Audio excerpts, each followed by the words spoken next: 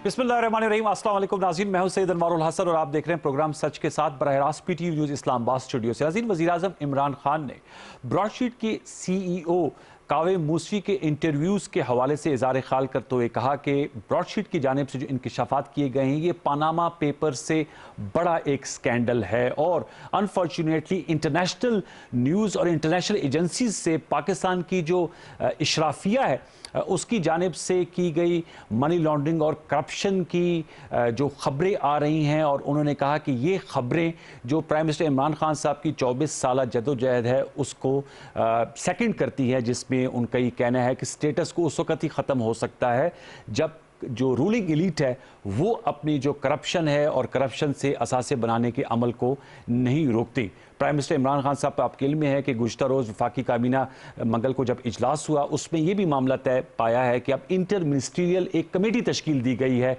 जो ब्रॉडशीट एक asset recovery firm है, बरतानिया में बेस्ड है, जिसके साथ साबिक सदर परवेज़ मुशर्रफ ने मुआहदा किया था 2000 में और फिर 2003 में इस मुआहदे को ख़त्म कर दिया था। उनके CEO के इंटरव्यूज़ सामने आए हैं जिसमें उन्होंने ये दावा किया है कि नवाज शरीफ के भांजे अंजुम डार ने उनसे रब्ता किया और $25 मिलियन रिश्वत की पेशकश की अगर वो जो बरतानिया में केस चल रहा है उसमें एवन फील्ड के हवाले से जो तहकीकात हैं उस पर कॉम्प्रोमाइज़ कर लें। यहाँ ये भी हम आपको बताते चले, लंदन हाई कोर्ट ने ये जो फैसला किया है उसमें साथ में हुकूमत पाकिस्तान पर हर्जाने का दावा भी किया और उसके तहत अब एक भारी रकम उनको भी देनी है जो कि $2,87,00,000 के करीब बनती है।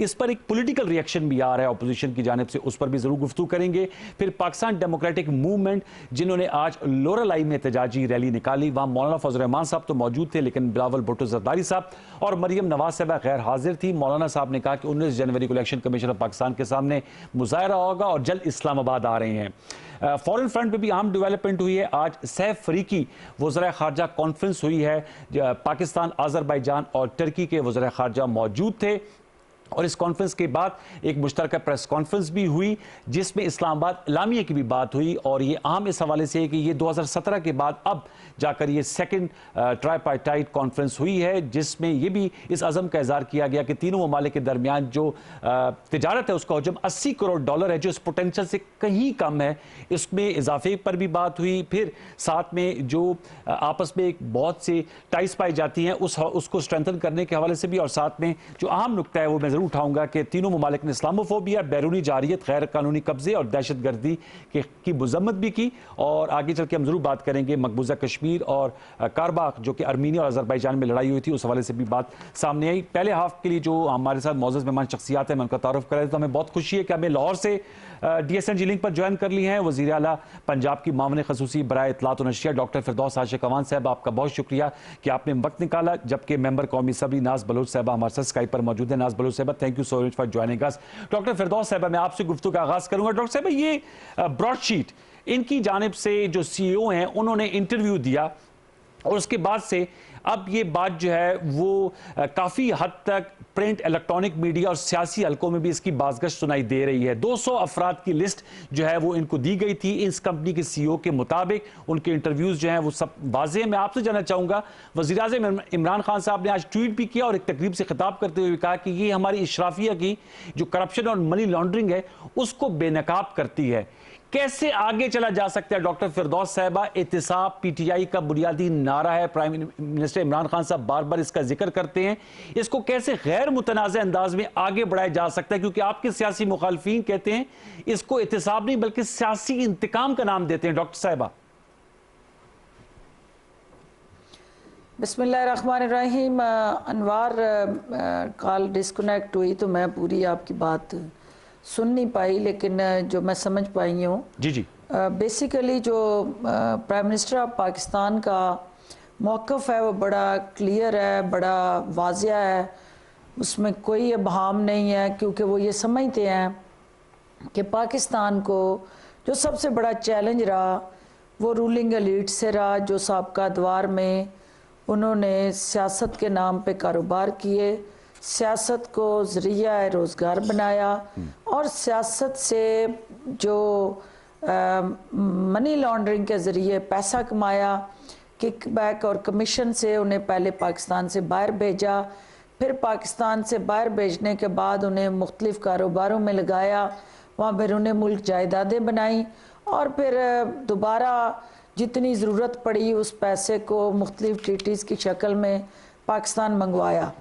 तो ये एक बेदरेग अमल था जो कई दहाइयों से दोहराया जाता रहा जी। और कई बारियां लेके आने वाले जो प्राइम मिनिस्टर और हुकूमतें थी, उन्होंने जिस अंदाज से पाकिस्तान के कौमी ख़जाने को लूटा, उसकी दास्तान जो है वो बैनुल अक़वामी सतह पे एक मजबूत आवाज़ की तरह गूंज रही है।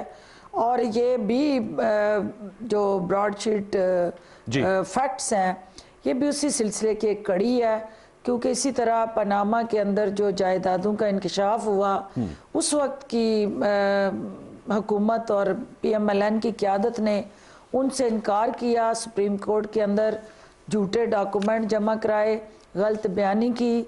और कभी ऐसा हुआ कि sitting prime minister supreme court के सामने झूठ बोले और फेक डॉक्यूमेंट्स और फेक मनी ट्रेल दे, और जो अदालत बाद में उसको गलत साबित करे। तो ये इशू भी इस वक्त बैनुल अक़वामी सतह पे उसी तरह से हाईलाइट हुआ है। देखना ये है कि इसके साथ जुड़ी जो दीगर कड़ियाँ हैं, जो हमारे मुख्तलिफ अदवार के हुक्मरान हैं, वो कंप्रोमाइज़ करते रहे, NROs देते रहे, एडजस्टमेंट करते रहे। उन्होंने इन प्रोसीडिंग्स को विदड्रा किया, सस्पेंड किया, और पूरी कौम को उसका खमियाजा भुगतना पड़ा कि वो फ़ाइन भी हुए और उसकी मद में हैवी अमाउंट्स पे भी की गई। तो वज़ीर आज़म पाकिस्तान ने हमारी जो सिस्टम के अंदर कोताहियाँ थी उनकी निशानदेही की, जो गठजोड़ था उसको बेनकाब किया, और जो मिली भगत थी उसको उन्होंने कौम के सामने रखा।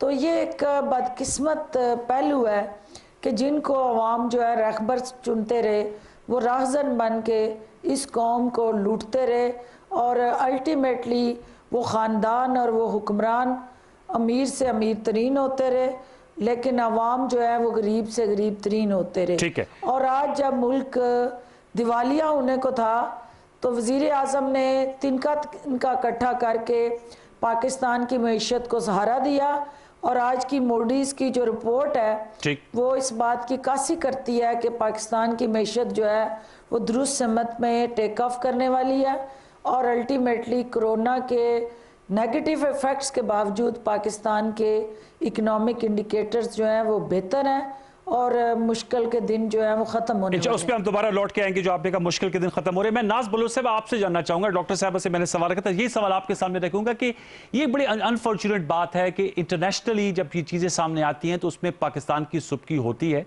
और पानामा पेपर्स में भी एक लंबी फहरिस्त आई, उस पर फिर prime minister, former prime minister जो उस वक्त के वज़ीर आज़म थे नवाज शरीफ साहब, वो उनको नाअहल भी करार दिया गया, उनकी वजारत उज़्मा भी चली गई।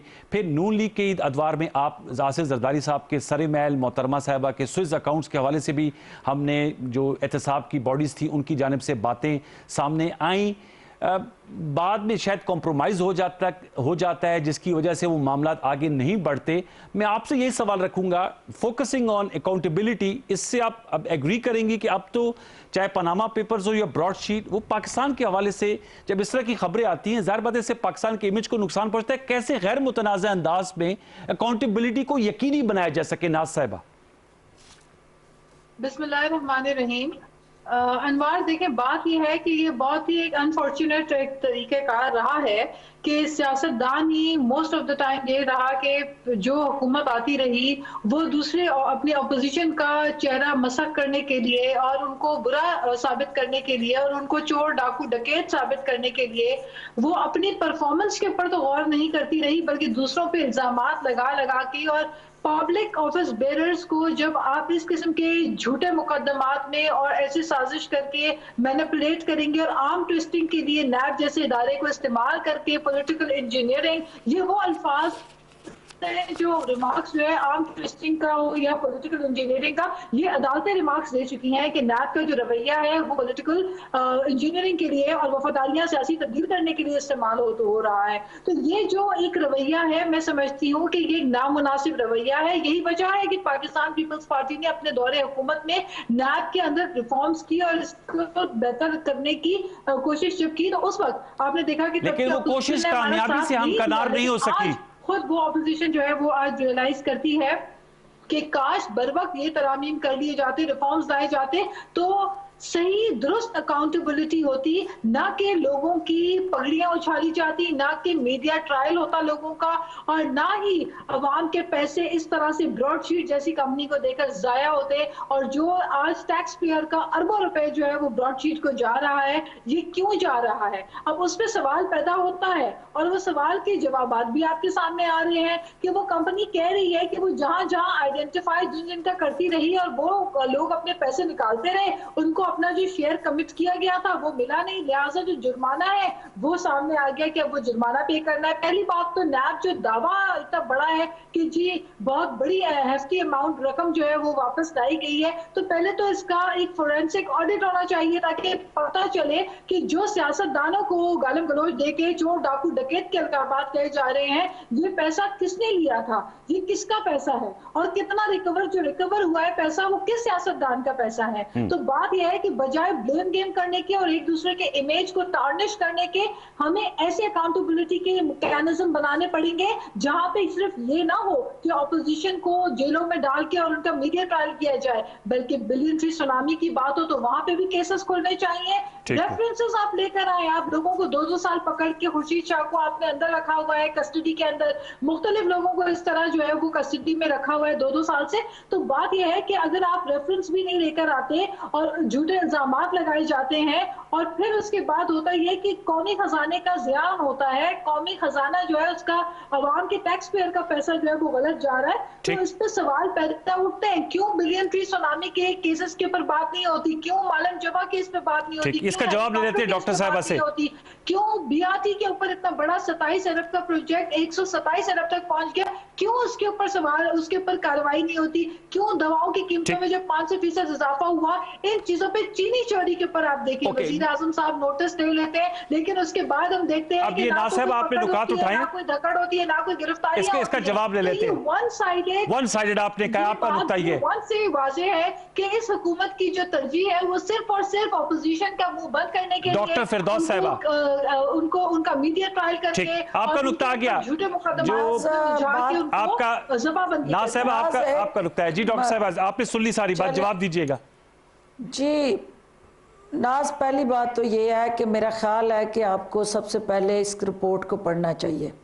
इस प्रोग्राम में बैठने से पहले, इस पर तबसरा करने से पहले, सबसे पहले उसकी तफसीलात में जाएं और उसको प्रोब करें और उस वक्त को, उन डेट्स को, उन ईयर्स को मार्क करें और ये देखें कि ये किसकी कारस्तानी है, जिनसे आप बगलगीर हैं, जिनके साथ आप इस वक्त सियासी पिंगे बढ़ा रहे हैं। और ये सारे जो इस वक्त के किस्से हैं जब पीटीआई हुकूमत में नहीं थी, पीटीआई का इस रिपोर्ट से कोई लेना देना नहीं है, ना पीटीआई ने ये रिपोर्ट बनवाई है, ना पीटीआई के दौर के नैब के अंदर किसी जगह इस रिपोर्ट के हवाले से कोई पेशरफ्त हमारी तरफ से हुई है।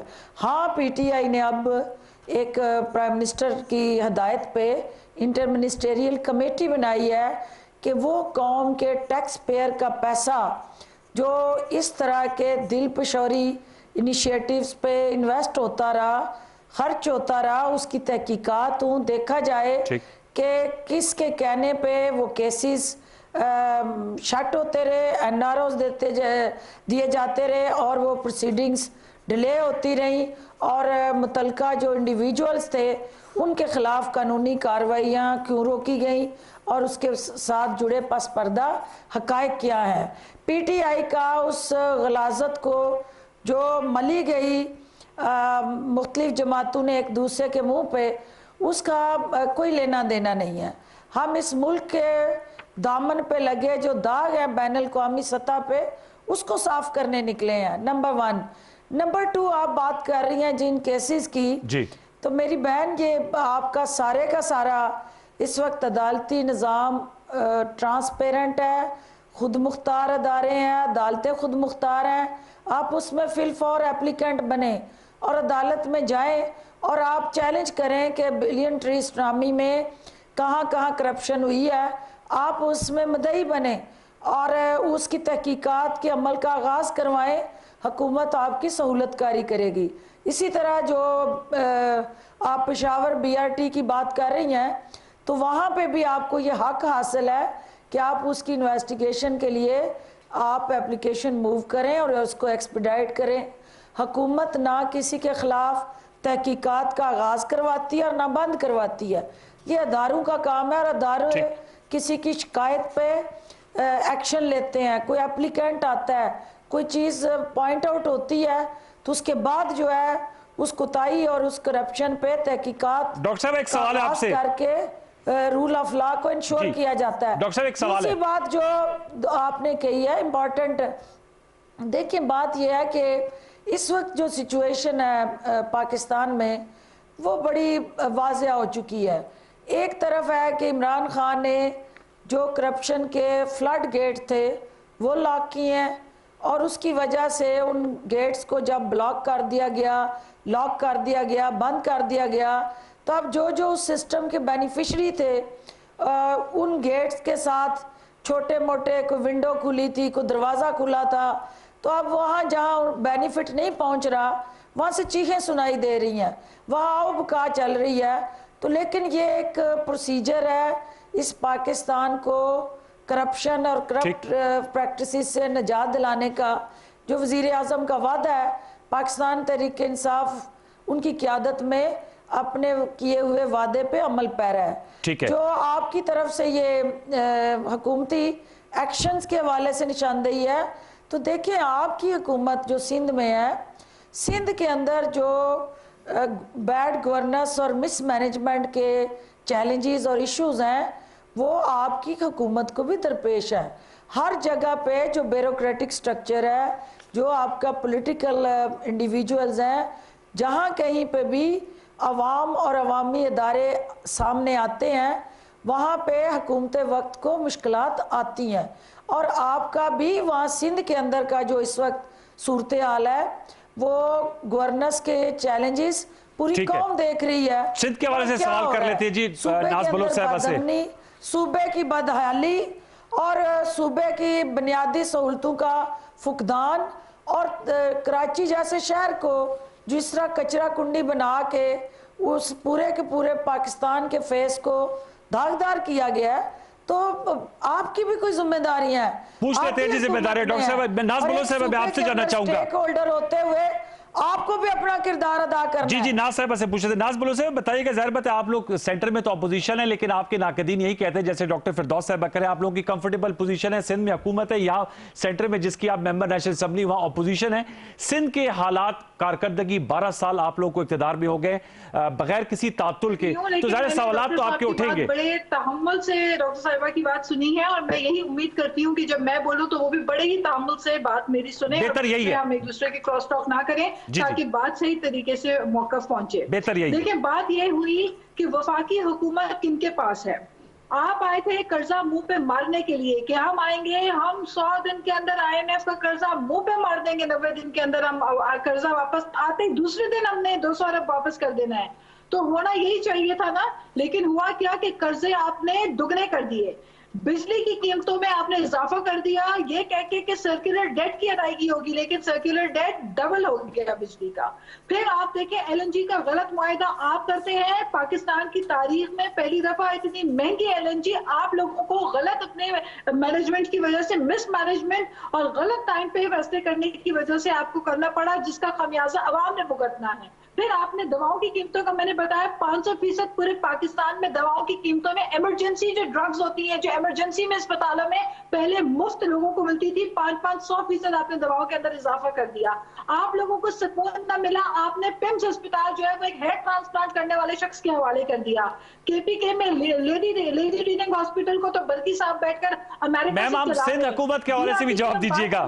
तो जिन केसेस के ऊपर हम जाते हैं अदालतों में तो फौरी तौर पे आप स्टे ऑर्डर क्यों ले लेते हैं। बात ये है कि ना साहब एक सिंध टिकट हुकूमत का के हवाले से मजा भी है। बताइएगा। फिर उसके अब बाद दूसरे टिकट का मजा भी बताएं ना जो सिंध में है। चीनी चोरी होती है, पता चलता है पंजाब में चीफ मिनिस्टर साहब के वो तो आपके नुकात आ गए ना साहिबा।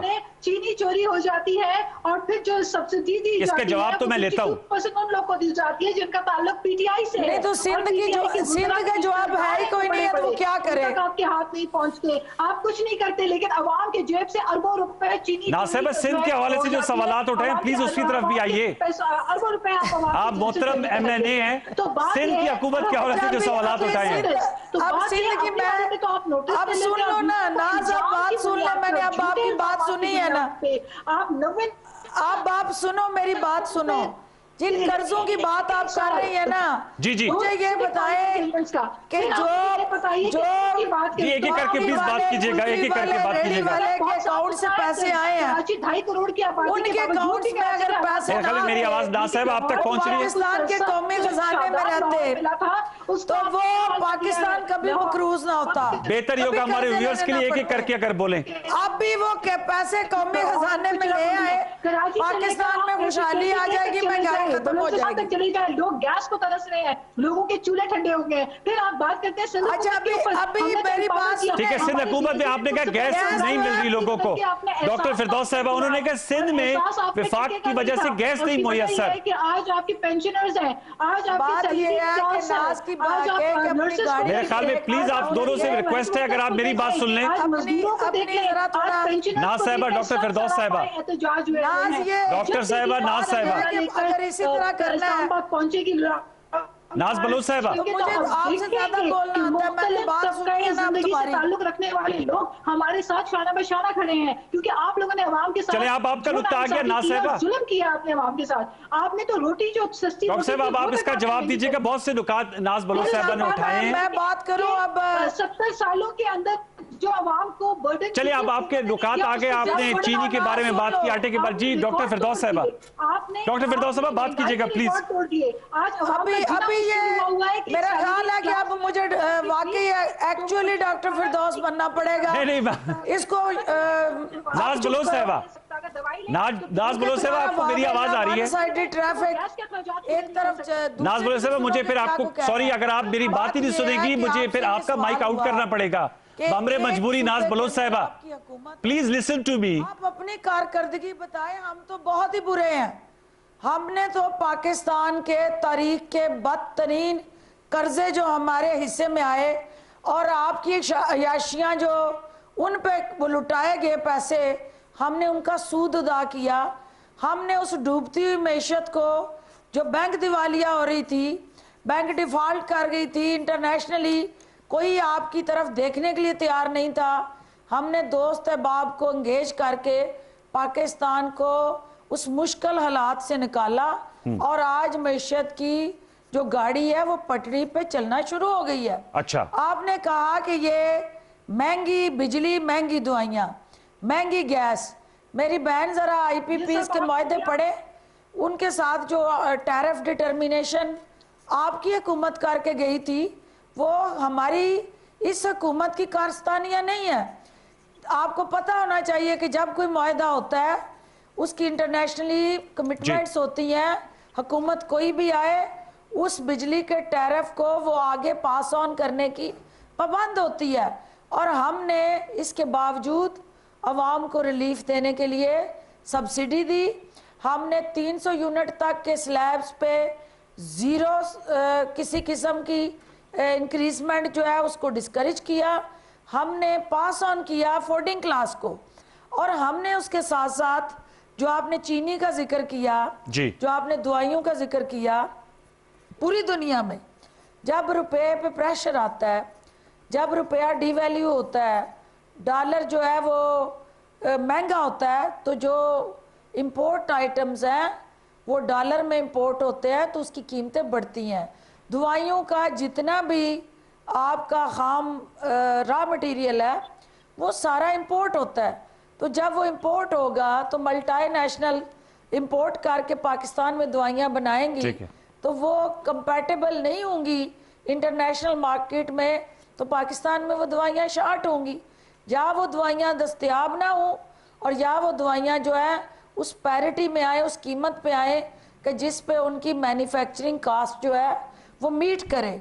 तो हुकूमत ने लाइफ सेविंग मेडिसिन पे कोशिश करके जिस रेट पे हार्म माल इंपोर्ट कर रही थी उनसे भी नीचे जाके निगोशिएशन करके उनके प्रॉफिट मार्जिन को काट के तो हमने कोशिश की कि अवाम को ये दवाइयाँ दस्तयाब रहें, इनकी शार्टेज ना हो, किल्लत ना हो। सही। दूसरा जो चीनी का है, आपको भी पता है कि जो शुगर मिलें हैं वो माशाल्लाह जरदारी साहब की कितनी है। सिंध हुकूमत के अंदर बैठे आपके जितने MNA MPs हैं उनकी गिनवाएं कि कितनी शुगर मिले हैं। आज आप इस प्रोग्राम में ऐलान करें कि वो तमाम जो जरदारी ख़ानदान की शुगर मिले हैं जिनके नाम पे चीनी पे सट्टा खेला जाता रहा और उस सट्टे की बुनियाद पे प्राइस फ्लक्चुएशन होती रही और चीनी प्लज करके उस पे बैंकों से कर्जे लिए जाते रहे। आप ऐलान कर दें कि आप चीनी की जायज़ कीमत पे मार्केट पे जरदारी साहब की शुगर मिलों से फरामी को यकीनी बनाएंगी तो मार्केट में चीनी की कीमत गिर जाएगी, क्योंकि इमरान खान की तो कोई चीनी की ना शुगर मिल है ठीक, ना पीटीआई। डॉक्टर साहब इसमें फिर गवर्नमेंट और रियासत का क्या रोल होगा? आपके सिंध के अंदर जी, और MNA के जी, हमारा रोल जो है अब गन्ने के काश्तकार के साथ जुड़ा है। मैं आ रहा हूँ नासिर आपके पास। काश्तकार जो है वो इस वक्त महंगा गन्ना बेच रहा है, ठीक, उसके लिए हुकूमत ने फिलफौर चीनी इंपोर्ट करने के लिए समरी मूव कर दी है।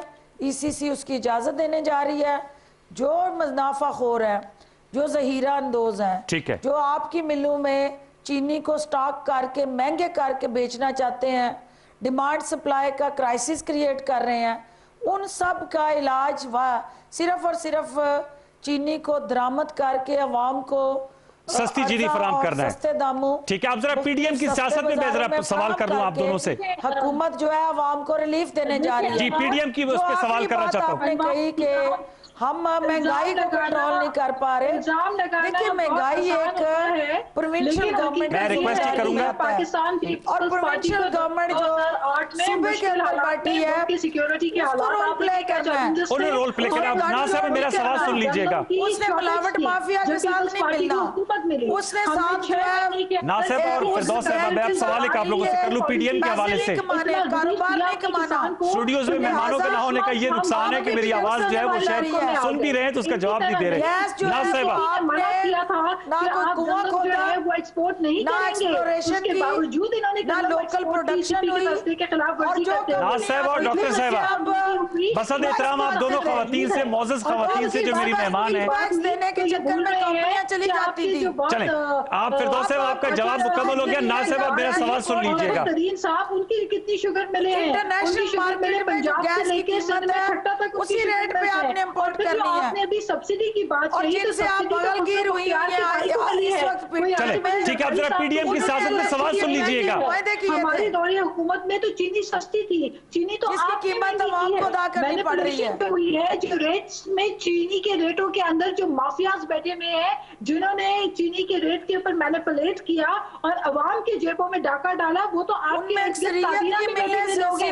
फिर उसके बाद आप आ जाइए और आपकी जमात से ताल्लुक है उनका। LNG के गलत फायदे की जो मैंने बात की, जो पेट्रोलियम की बात की कि दुनिया भर में तेल की कीमत रोल गई, उस वक्त जो है तेल पाकिस्तान में लोगों को आपने महंगा बेचा, करेंसी डिवैल्यूएशन की बात कर रहे थे। ठीक है, हम इकोनॉमी में चले गए। ना साहब और डॉक्टर फिरदौस साहब, मैं जरा सियासत पर भी आना चाह रहा हूँ। सारे साफ करके चले गए थे, टीवी से पता चला कि पैसे नहीं थे कि जिससे तेल खरीदा जाता। आ जाए 5.8% GDP के ऊपर आपको GDP आपको जब हुकूमत मिली तो 5.8% GDP थी, आज मनफी माइनस। हाँ, ये फिरदौस साहब ये सवाल बिलावल साहब भी उठाते हैं, जो नाज साहब ने उठाया कि जो GDP ग्रोथ है, आपने मूडीज की बात की, मूडीज से भी प्रोजेक्शन दिए कि 1.25 जो है वो जाकर इकोनॉमी उठेगी। डॉक्टर साहब ये GDP ग्रोथ और इकोनॉमी को कैसे उठाया जाएगा? आज भी हम अपनी एक्सपोर्ट से 3 गुना ज्यादा इंपोर्ट कर लें तो आपकी ग्रोथ रेट बढ़ ये प्रोग्राम है, काइंडली मेरी आप लोगों से इस्तदा, आप लोग तो एक तरफा ट्रैफिक चला रही, मेरी बात तो सुने। बढ़ाएंगे और आपका एक्सपोर्ट कम होंगी, जीरो एक्सपोर्ट से हमने नाज स्टार्ट साहिबा किया। और डॉक्टर साहिबा, और आज पाकिस्तान में अल्हम्दुलिल्लाह जरा एक मिनट के लिए अगर आप दोनों खामोश हो जाइए, हाईएस्ट एक्सपोर्ट है। तो फिर तो एक मिनट के लिए मैं आपसे रिक्वेस्ट कर रहा हूँ ऑन एयर, आप लोग जरा खामोश हो जाए। नाज साहिबा, मेरी आवाज आप सुन रही है? हुकूमत कॉम्प्रोमाइजेस पे चल रही है। नाज साहिबा, मुझे बताइए, बाखुदा आप जरा खामोश हो जाइए। अपोजिशन जाके कोई अदालत में जाके इनके खिलाफ कार्रवाई करे। नाज साहिबा, आपको मेरी आवाज आ रही है कि नहीं आ रही? आपने तो नया पाकिस्तान बनाना था, तो होना तो ये आप चाहिए था बिस्मिल्लाह कि करें, आप जल्दी जल्दी जाए अदालत। तो फौरी तौर पे वजीर आजम को खुद एक्शन लेना चाहिए नाज था। साहिबा, और होना ये चाहिए था जब चीजें चोरी हुई तो वजीर आजम को नोटिस साहिबा, लेना चाहिए था, क्योंकि जब I hope you are listening to me। तो ये जुर्रत भी इसी वजीर आजम नाज बलोच साहिबा, तो उसने अपनी हुकूमत में कमीशन नाज बलोच बनाया। साहिबा, आप भी कोई मिसाल दें कि किसी आपकी हुकूमत में कोई ऐसी रिवायत कायम हुई हो। नाज बलोच साहिबा, नाज बलोच साहिबा, अगर आप मुझे सुन रही हैं, तो फिर नाज बलोच साहिबा, आप मुझे सुन रही हैं? मैं चाहता हूं कि आप मुझे जवाब दें, आप मुझे सुन रही है या नहीं सुन रही? नाज साहिबा, जो है वो फाइनेंशियली सपोर्ट उनकी जो नाज साहिबा, आप मुझे सुन पा रही हैं? उसको आप स्ट्रेंथन करें, तो आप कर क्या रहे हैं? नाज बलोच साहिबा, पे बात करते हैं अनवार, कश्मीर आप मेरा नाम तो पुकार रही है, मेरी आवाज तो सुन लें। हुकूमत ने किया, कश्मीर के लोग मेरे ख्याल में आप मेरे ख्याल में you are not interested in a dialogue. मेरे ख्याल में आई एम सो सॉरी, आप इंटरेस्टेड। डॉक्टर फिरदौस साहिबा के पास जाते हैं जी। डॉक्टर फिरदौस साहिबा, मुझे टुवर्ड्स द एंड बताएगा, पीडीएम की सियासत आपको कहां जाते हुए दिखाई दे रही है? डॉक्टर साहिबा, स्टेडियम की सियासत जो है अल्टीमेटली बंद गली में दाखिल हो चुकी है। अच्छा, और इनके आगे अब खूह है और पीछे खाई है, और ना ये पीछे मुड़ सकते हैं ना आगे जा सकते हैं। ये अपने ही जाल में ट्रैप हो गए हैं। और अब जो है वो आप देख रहे हैं कि ये जो चीखो पुकार है वो नाज की हो, वो मरियम नवाज की हो, वो मरियम औरंगजेब की हो, मौलाना फजलुर रहमान की हो, ये सारी चीखें जो हैं आपको सुनाई इसलिए दे रही हैं कि अब ये मायूस हो चुके हैं। इनका अब बयानिया जो है वो अपनी मौत आप मर चुका है। और पीडीएम का जो इंतशार और तितर बितर होता इस वक्त लीडरशिप का फुकदान पैदा हो रहा है। डॉक्टर साहब, मौलाना फजल रहमान साहब तो आज भी लोअर लाइन में कह रहे थे कि इस्लामाबाद आ रही हैं। पीपल्स पार्टी, मौलाना फजल रहमान साहब कह रहे हैं कि इस्लामाबाद आ रही हैं। इस्लामाबाद आए या वो वहाँ किसी दूसरे बॉर्डर को क्रॉस करें। बात यह है कि ये चढ़ाई जो इस वक्त उनको याद आ रही है, ये चढ़ाई 2.5 साल बाद क्यों याद आई? जब मौलाना साहब ने सदारत का इलेक्शन लड़ा जी, उस वक्त ये लेजिटिमेट असेंबली थी। उस वक्त मौलाना साहब जिस वक्त बैठ के पिंगे बढ़ा रहे थे पीएमएलएन के साथ, सही। उस वक्त तो उनके कोई इस पूरे के पूरे पार्लियामेंट के ऊपर कोई सवालिया निशान नहीं था। तो मौलाना साहब समझ चुके हैं चले, ठीक है, उनकी सियासत जो है अब बंद गली में चली गई है। चले, आपने ये बताया कि बंद गली में सियासत चली गई है। इस दम तोड़ती सियासत को उन्होंने अब जिंदा रखने के लिए कोई ना कोई दाल रोटी का बंदोबस्त करना। दाल रोटी का बंद, तो ये दाल रोटी चाय पानी की बात हुई, आपने दाल रोटी की बात कर दिया। इस्लामाबाद की तरफ ठीक है डॉक्टर साहब, ठीक है डॉक्टर साहब, वक्त मेरा खत्म हुआ जाता है। डॉक्टर फिरदौस आशिक अवान साहबा, वज़ीर आला पंजाब की मामले खसूसी बराए इत्तलात और नशरियात, आपका बहुत शुक्रिया। नाज बलोच साहबा, मेंबर कौमी असम्बली पीपल्स पार्टी की, आपका बहुत शुक्रिया। आपने मेरे सवाल नहीं सुने, जवाब नहीं, सवालात करने का मुझे मौका नहीं दिया। बार के आपका नुक्ता नजर आ गया पीपल्स पार्टी का मौका। व्यूअर्स, एक छोटा सा वक्फे के बाद आएंगे तो कोविड-19 की वैक्सीन, इससे बचाव की वैक्सीन के हवाले से हम जरूर गुफ्तगू कर रहे होंगे कि कब पाकिस्तानियों को मुयस्सर आएगी। जो नया कोरोना वायरस का वायरस है उसके लिए कितनी इफेक्टिव है। डॉक्टर अता रहमान साहब हमारे साथ मौजूद होंगे। एक छोटा सा वक्फा से लौट कर आते हैं। हमारे साथ रहिए, प्रोग्राम सच के साथ रहिए।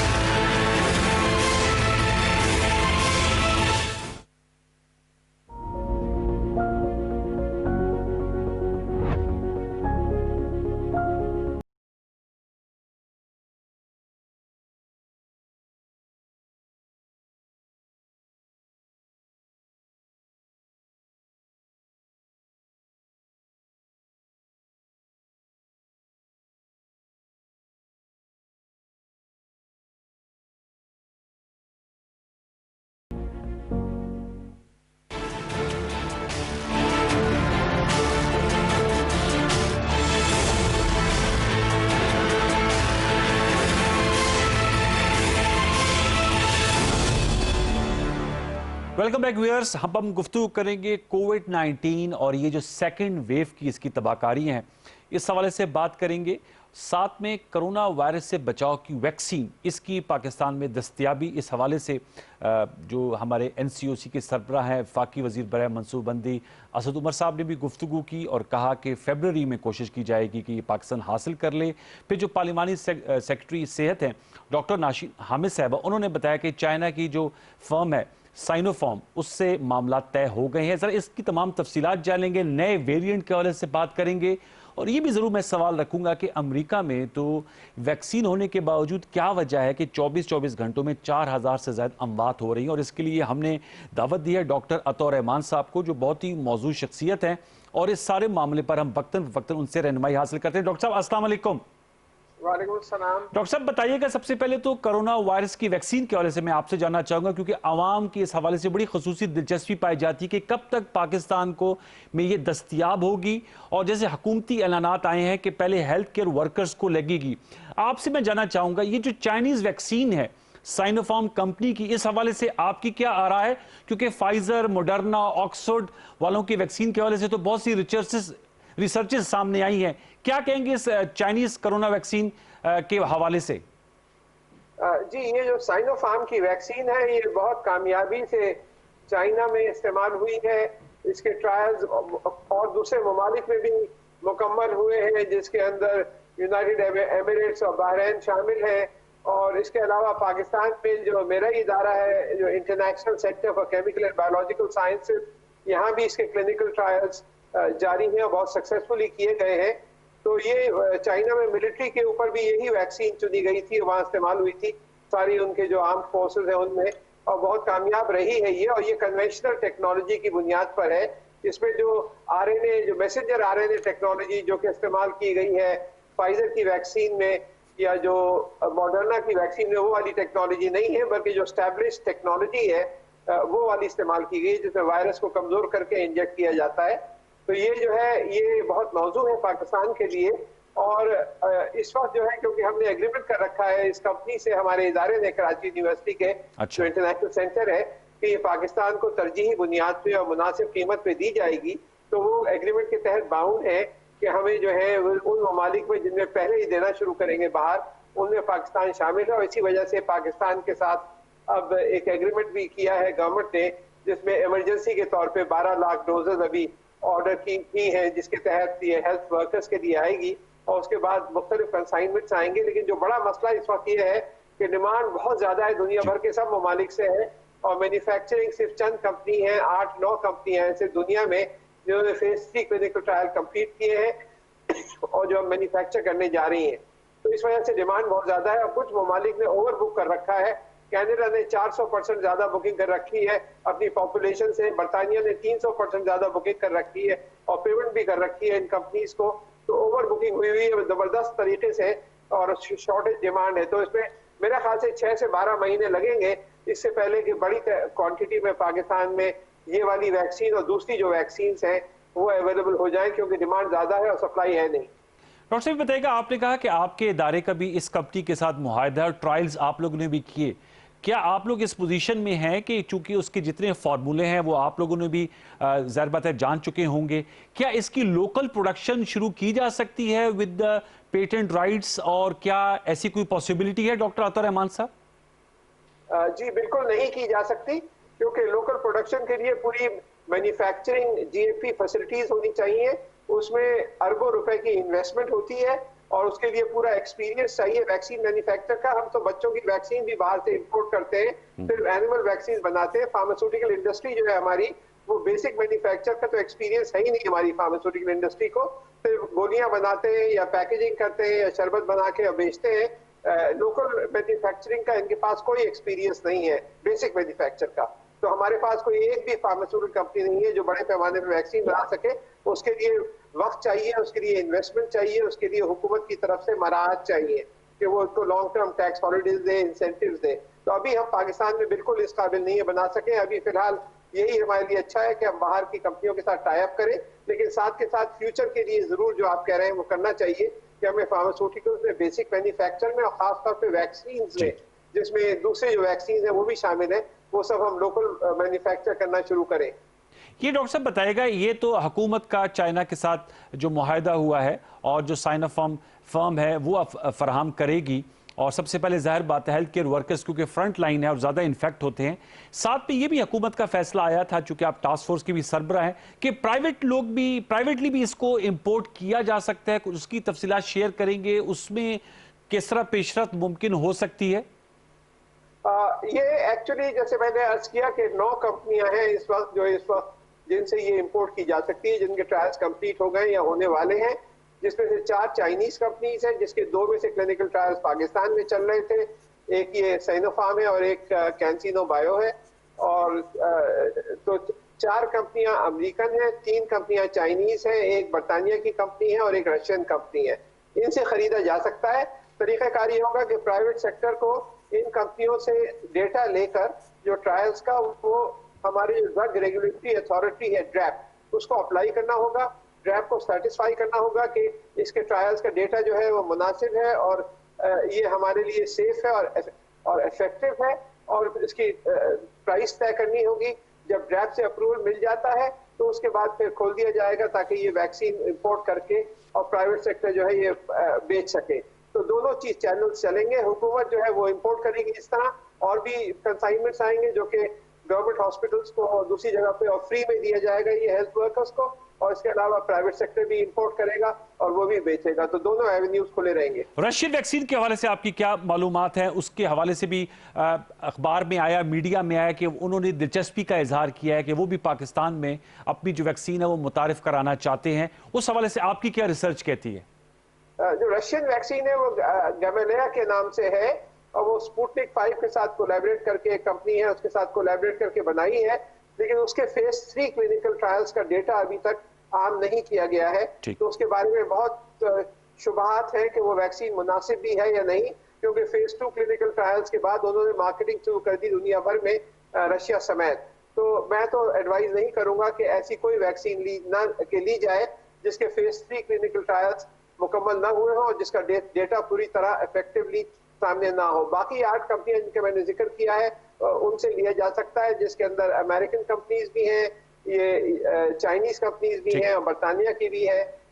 जो ये सब कंपनीज के जो डॉक्टर साहब ये बताइएगा कि ये जो कोविड-19 के न्यू वेरिएंट की भी बात आ रही है और जिसकी वजह से लंदन जो है वहां पर एक जबरदस्त किस्म का लॉकडाउन है, और अमेरिका में भी अमवात जो है वो 4,000 साढ़े 4,000 24 घंटों में रिपोर्ट हो रही हैं।